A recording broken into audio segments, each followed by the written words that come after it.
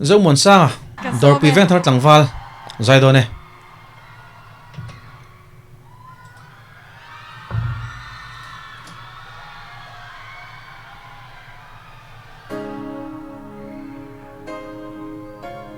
lange ka shaman lawa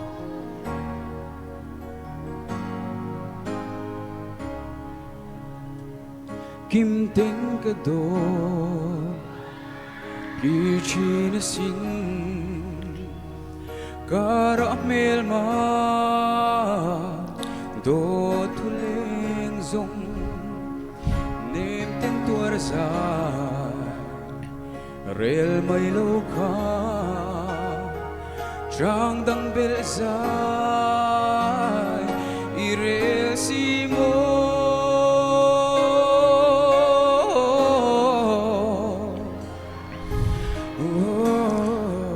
zanin hi apoi ka tia hei muna hian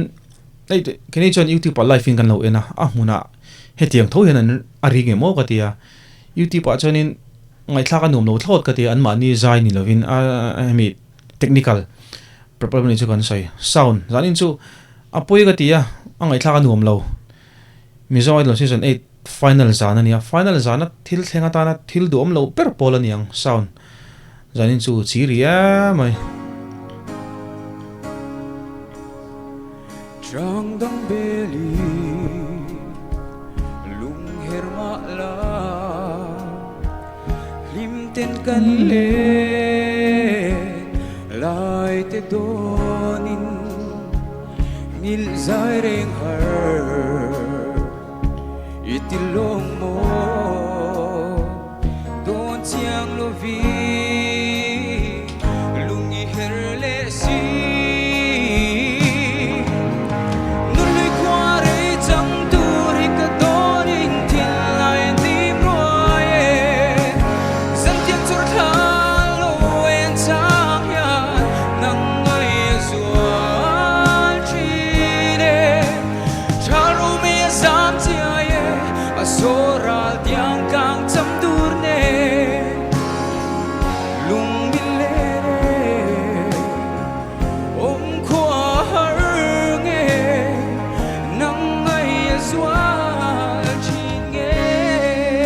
fangai nom và zanin chu Zomuan sa etc ka soi to de sina kan mizo idol season 8 thi top 10 achin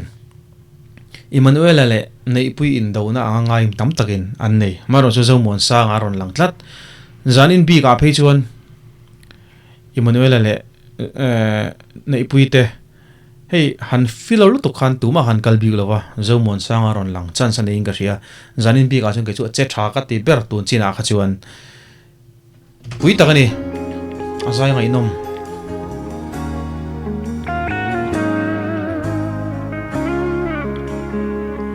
ngil zong i har don chin mange eng kim mai hia nang min ngai ti boi te boi ge nang ne dam chung sama kanin chen turi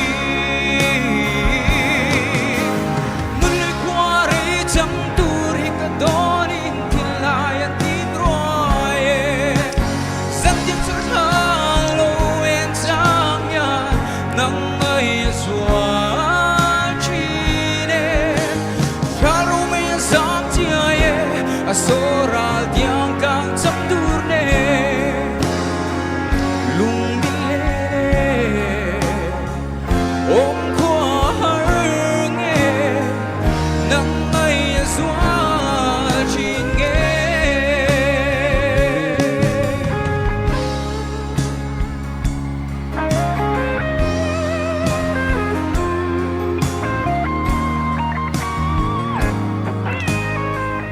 zanin chu ka soi lo thei lo Zomuan sa nga mentor te poni mai thayang sa cheng nei kan thalowa an fakom ka ti lan van thlang fu zai na hian an pathum jinga chon ka soyang han a che tha ka ti bera la po athlang fu tho tani zanin chu fu vel vek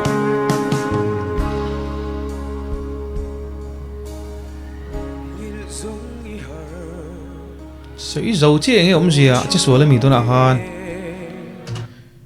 enge om zia tu na khan chi suala mi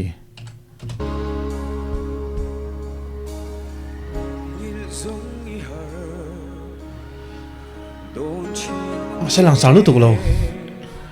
anh kim mây nắng mình ngày ti bồi tê bồi nghe nắng nề cùng toang sama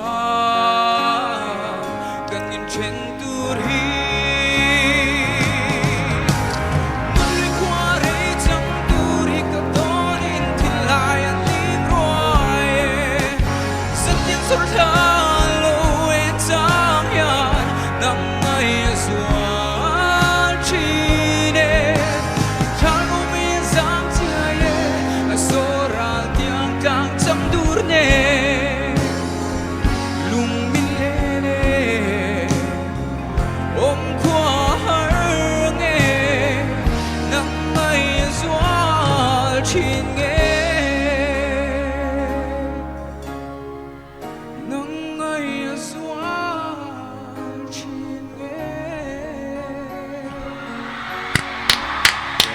Izai thiam thot zong sang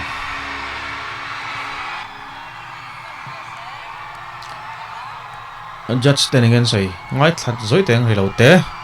atloni ngan ti to lawang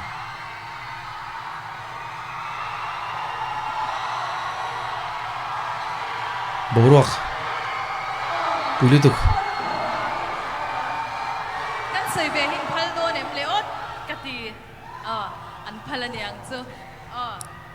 Zomuana zun zong nei tu hi moni le ni le dro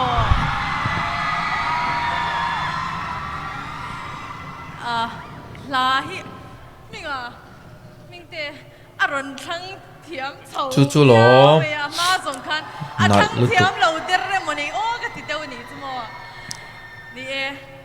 zanin la ron than chu mitam tak lung atileng karinga ke nge po no pangte kan ni a mizo idol season 1 naka kan lo chang ve na sa a kaka boral thu kan shat te khan atakin ama kha shlo maila a oi na min chia ne zia chu ti han sei te ang ama kha shlo maila kan ril ru hi alo na em mai ni zanina a hlai ron vor thar le a isamoin ka sha a iron vor moi ema zanin hian mitam taktan ngai thak chat le tur ini in ka sha an ngai thatam boxin ka sha heart sap chong takin heart throb deu khani rono ale kan du to kan ka ngai la to lawang ka ti kha ka sei to ka sei non le don Emmanuela nge nei pui tin mitam tak anin ni la in atu zong e tin mo zo na nin zo tamero chu zo mon sanga zanina tanga kan te don chun zo mon sanga abu ka rit ber mai thei ani engin hu dan lo se ve to le tu tok phutang